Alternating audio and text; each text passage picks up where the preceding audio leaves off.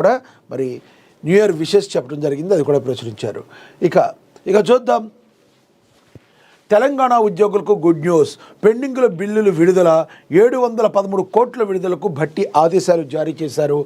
ప్రభుత్వ ఉద్యోగులకు రేవంత్ సర్కార్ గుడ్ న్యూస్ చెప్పింది. పెండింగ్ బిల్లుల్లో డిసెంబర్కు సంబంధించి 713 కోట్లు బుధవారం విడుదల చేసింది. ఉద్యోగ సంఘాలకు ప్రతి నెల 700 కోట్ల చొప్పున రిలీజ్ చేస్తామని గతంలో రాష్ట్ర ప్రభుత్వం హామీ ఇచ్చింది. ఈ నేపథ్యంలోనే డిప్యూటీ సీఎం బట్టి విక్రమార్క డిసెంబర్ నిధులు విడుదల చేయాలని ఆర్థిక శాఖ అధికారులకు ఆదేశాలు జారీ చేశారు. గత కొన్నాళ్లుగా ఉద్యోగులు గ్రాట్యుటీ, సరెండర్ లీవులు, జీపీఎఫ్ అడ్వాన్సులకు సంబంధించి పెండింగ్ బిల్లులు పేరుకుపోయాయి. ఇవి దాదాపుగా 10,000 కోట్లకు చేరాయి. ఈ క్రమంలోనే ఉద్యోగ సంఘాలు మరి జూన్లో ఆందోళనకు సిద్ధమయ్యాయి. దీంతో ప్రతి నెల 700 కోట్ల చొప్పున రిలీజ్ చేస్తామని ప్రభుత్వం తెలిపింది.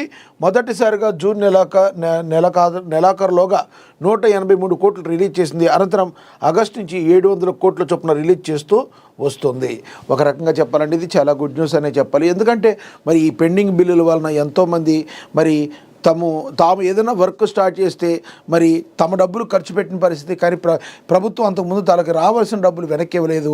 మరి ఈ రోజున మరి ప్రతి నెల దాదాపు 700 కోట్లు రిలీజ్ చేయటం అనేది మరి వాళ్ళ బకాయిలు తీర్చడం అనేది కూడా ఒక శుభ పరిణామంగా మరి మనం భావించాలి.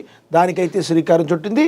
మరి బట్టి విక్రమార్క దీని గురించి ఆదేశాలు కూడా జారీ చేయడం జరిగిందని కూడా ఇక ప్రచురించారు. ఇక పట్నం పోరుకు సై. ఈ నెలాఖరులోనే నోటిఫికేషన్. ఫిబ్రవరి 15 కల్లా పూర్తి చేసే ప్లాన్. ఎన్నికలకు ఏర్పాట్లు చేస్తున్న అధికార యంత్రాంగం.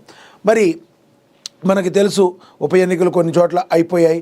తర్వాత మరి అదేవిధంగా పంచాయతీ ఎన్నికలు కూడా అయిపోయాయి. ఇప్పుడు పట్టణం పోరికి సై అంటున్నట్టుగా మరి జిహెచ్ఎంసీ పరిధిలో కావచ్చు, ఇక ప్రతి పట్టణాల్లో కూడా మున్సిపాలిటీలో కూడా ఎన్నికలు రావడానికి మరి సంసిద్ధతగా ఉన్నట్టుగా మనకి మరి తెలుస్తుంది.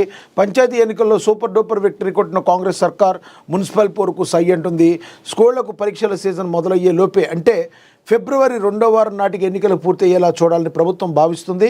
జనవరి చివరికల్లా అన్ని విధాలుగా ఎన్నికలకు సిద్ధంగా ఉండాలని సీఎం రేవంత్ రెడ్డి ఇప్పటికే రాష్ట్ర ఎన్నికల కమిషన్కు సూచించినట్లుగా తెలుస్తుంది. ఆ దిశగా ఏర్పాట్లు చకచకా సాగుతున్నాయి. రాష్ట్రంలోని 117 మున్సిపాలిటీలు, 6 కార్పొరేషన్లు ఎన్నికల ప్రక్రియ మొదలైంది. మున్సిపాలిటీలు, కార్పొరేషన్ల ఓటర్ జాబితా సవరణకు రాష్ట్ర ఎన్నికల సంఘం ఇప్పటికే నోటిఫికేషన్ జారీ చేసింది. డిసెంబర్ 30వ తేదీ నుంచి 2026 జనవరి 10వ తేదీ వరకు ఓటర్ల జాబితా తయారీకి ఎస్సీసీ కసరత్తు చేయనుంది. 117 మున్సిపాలిటీలు, 6 కార్పొరేషన్లు మరి ఇవన్నీ కూడా ఓవరాల్గా 700 కోట్లు నిధులు రావాల్సి ఉంది. వీటిని సాధించుకోవాలంటే వచ్చే మార్చిలోగా ఎన్నికలు నిర్వహించాల్సి ఉంటుంది. ఈ ఏడాది జనవరి చివరిలో పాలక వర్గాల గడువు ముగియనుంది. మరి ఈ రకంగా మరి ఇప్పటికే కాంగ్రెస్ పార్టీ అయితే మరి అన్ని ఎన్నికల్లో విజయ డంకా మోగించింది.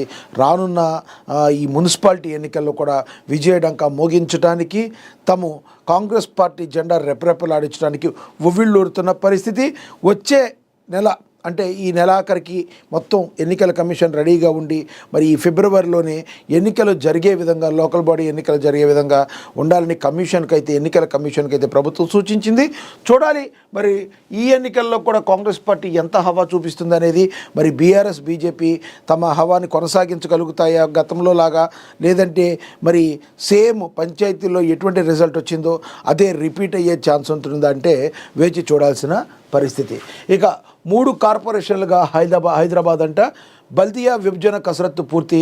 మారిపోతున్న భాగ్యనగర్ చిత్రం. జనవరి 2న రానున్న స్పష్టత. మనకి తెలుసు భారతదేశంలోనే ఒక గొప్ప నగరం హైదరాబాద్ నగరం.